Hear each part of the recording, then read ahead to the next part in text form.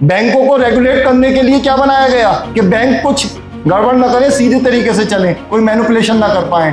इसी तरीके से गवर्नमेंट भी चाहती है कि सीधे चीजें बिल्कुल ट्रांसपेरेंट हों, बढ़िया तरीके से चलें, और गवर्नमेंट भी बढ़ावा दे रही है। आज की डेट में अगर मैं रेजिडेंशियल रियल एस्टेट की बात करूं तो 170 बिलियन डॉलर की इंडिया के अंदर इंडस्ट्री, जो आने वाले 2 से 3 साल के अंदर 1 ट्रिलियन में कन्वर्ट होने जा रही है, मैक्सिमम 2030 तक।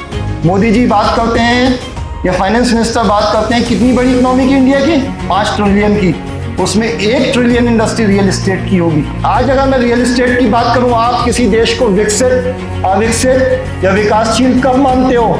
उस जगह के इंफ्रास्ट्रक्चर से, उस जगह का रियल एस्टेट स्ट्रक्चर कैसा है। अमेरिका, क्यों अमेरिका विकसित देश कहलाता है कि उसका स्ट्रक्चर देखा है। अमेरिका की जब पिक्चर सामने आती है तो क्या चीज सामने आती है? सबसे पहले दिमाग में क्या स्ट्राइक करती है? उसकी खूबसूरत बिल्डिंग्स, उसके रोड्स। एज्यूम करो या जितने बैठे हैं यूएस को एज्यूम करो, न्यूयॉर्क सिटी को, क्या दिमाग में आ रही है पिक्चर? क्यों हम उसे बड़ा कंट्री मानते हैं? क्योंकि उसका इंफ्रास्ट्रक्चर, उसका रियल एस्टेट बड़ा है। किसी भी कंट्री का जो विकास दिखता है कि वो विकसित है अविकसित है, वो सिर्फ उस कंट्री की रियल एस्टेट की वजह से ही दिखता है, उसके अलावा कोई चीज नहीं दिखा सकती। अनऑर्गेनाइज इससे भी बड़ी है।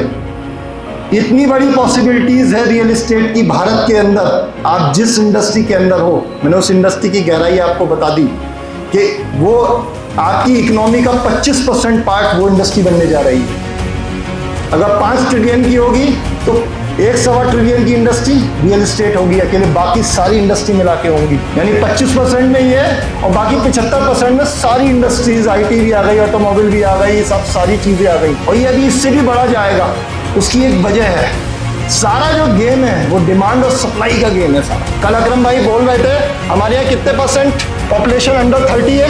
100 करोड़ लोग अंडर 30 हैं। उसमें से अगर दोनों एक दूसरे से शादी करेंगे तो कितने रह गए? 50 करोड़। और निकाल दिए 30, फिर भी 20 करोड़ लोग तो बचते हैं जो हमारे एक्चुअल बायर हैं। हमारे 15 से 20 करोड़ लोग पूरे भारत के अंदर, 15 से 20 करोड़ लोग जो एक्चुअल बायर है समझते हैं। बल्कि मैं तो ये कहता हूँ, कल मेरे दिमाग में बड़ी अच्छी बात आई, ये जो रियल एस्टेट इंडस्ट्री है इसकी भूख हर आदमी को है।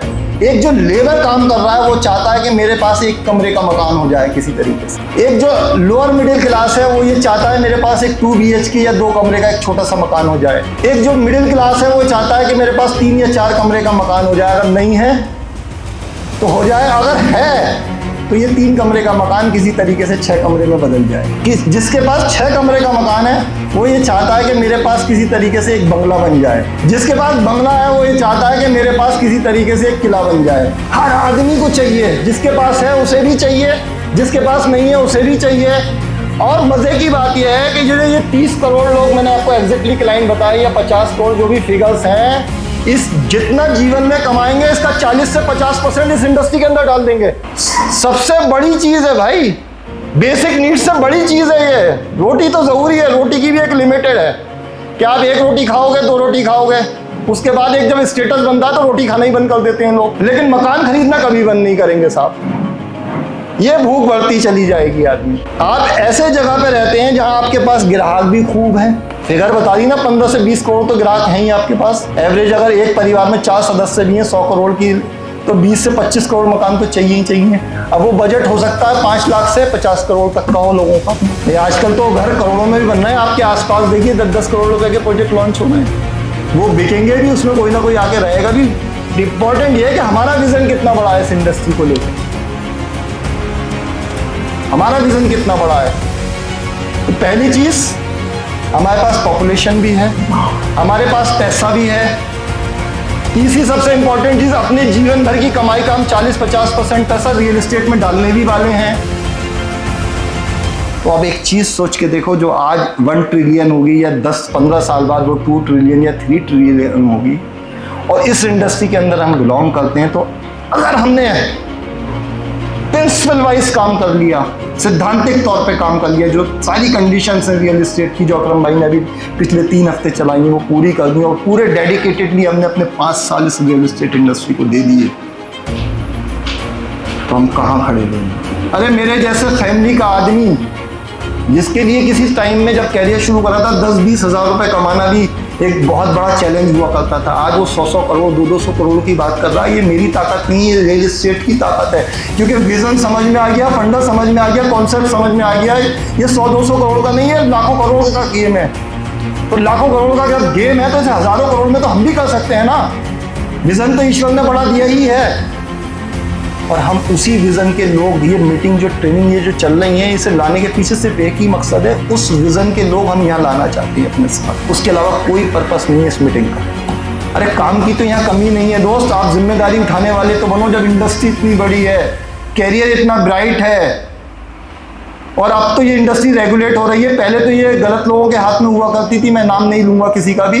किस तरीके के लोग होते थे अनऑर्गेनाइज इंडस्ट्री के अंदर भी। कुछ लोग ऐसे हैं, मुरादाबाद की इंडस्ट्री अनऑर्गेनाइज थी, 20 साल पहले इस इंडस्ट्री के अंदर घुसे थे, और आज वो कई कई हजार करोड़ रुपए के आदमी हैं। लेकिन उनका विजन बड़ा था, उनकी सोच बड़ी थी, उन्होंने अपने फोकस को नहीं हटाया। कांट रोड पे देख लो ना, गांगन के इधर रामगंगा के पास जाके आज लोगों की बात 20-30 हजार करोड़ रुपए को पहुंच चुकी है। इतने बड़े तो मुरादाबाद के एक्सपोर्टर भी नहीं है जितने बड़े वो हो चुके हैं। सबसे गोल्डन पीरियड चल रहा है मुरादाबाद का पिछले 2 साल से, और ये हमेशा नहीं रहने वाला।